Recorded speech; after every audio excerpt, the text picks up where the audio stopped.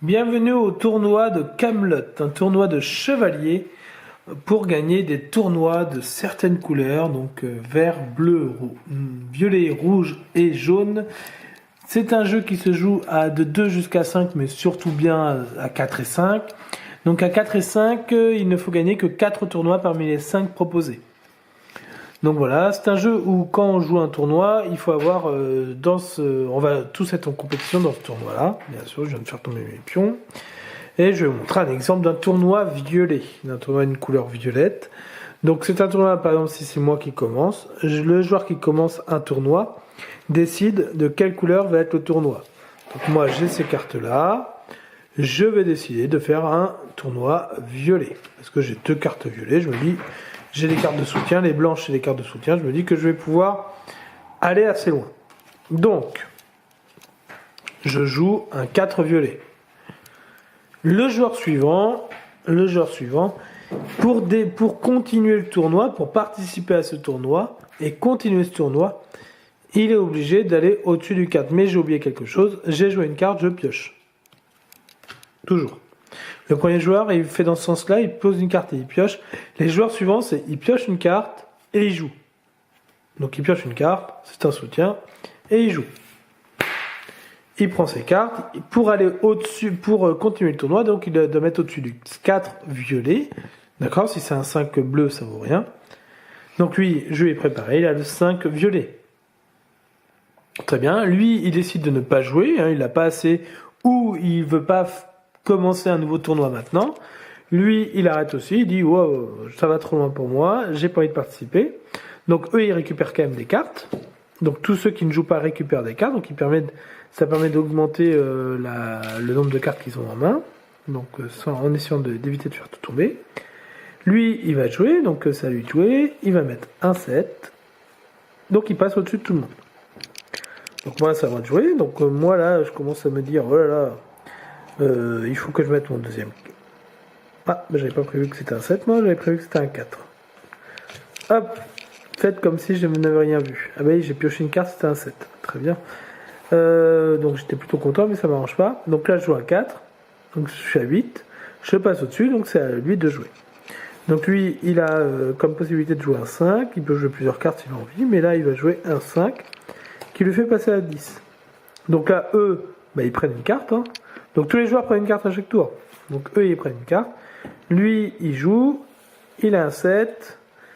Il se dit, moi, il peut jouer tout ça. Donc il peut jouer 2 cartes soutien. Alors il les pose. Il fait attention comment il les pose. Donc là, il passe à 12.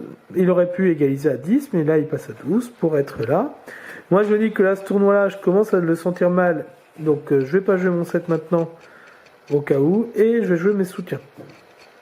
Je joue mes soutiens. Donc bien sûr, je prends une carte avant de jouer. On prend toujours une carte avant de jouer. Je joue mes soutiens en me disant, voilà, là je mets la pression, quoi. Je le veux vraiment. Je mets la pression à l'autre en me disant, vas-y mon gars, attaque-moi, quoi. Alors l'autre, il peut jouer une carte spéciale. Donc il pourrait jouer ses soutiens. Mais 6 plus 10, ça ferait 16. Il serait trop bas.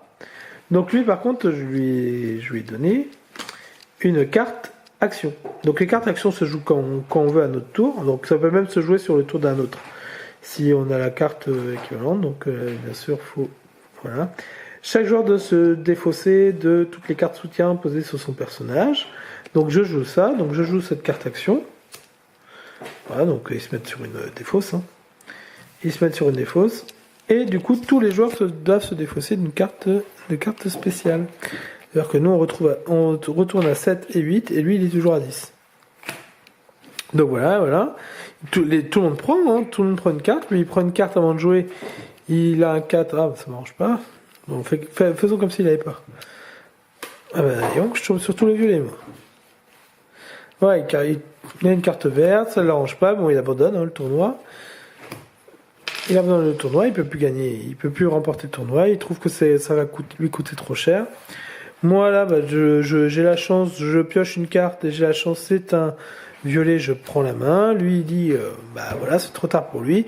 Soit il joue une carte d'action, soit il abandonne. Il abandonne, donc il prend une carte et il abandonne. Du coup, tout cela ne gagne pas de cartes. J'ai gagné mon tournoi. Je prends un jeton violet. J'ai gagné mon premier tournoi. Donc j'ai un jeton violet. Maintenant, il faut que je gagne 4 autres tournois. Donc il va falloir que j'entre. Donc moi, j'ai quasiment plus de cartes parce que j'ai joué beaucoup de cartes. Donc il va falloir que je joue un autre tournoi. Par exemple, je joue un tournoi vert.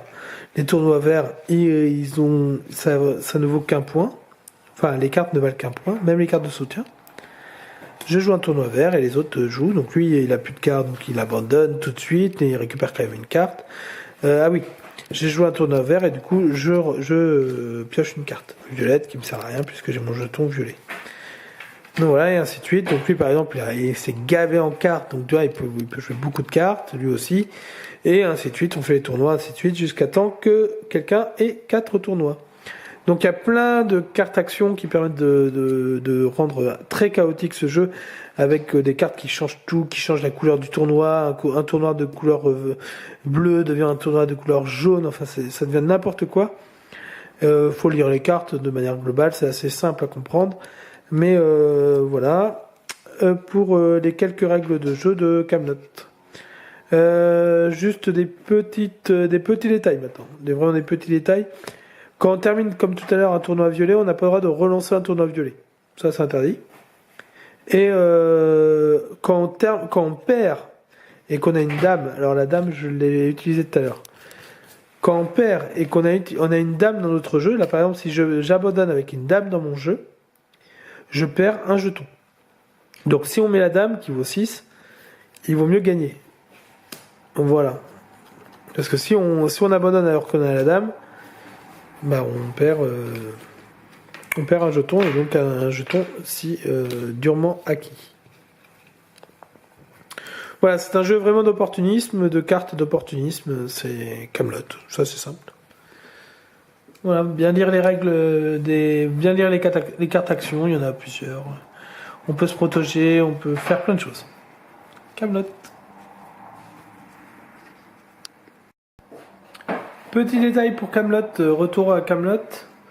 Pour un petit détail, c'est derrière la règle du jeu.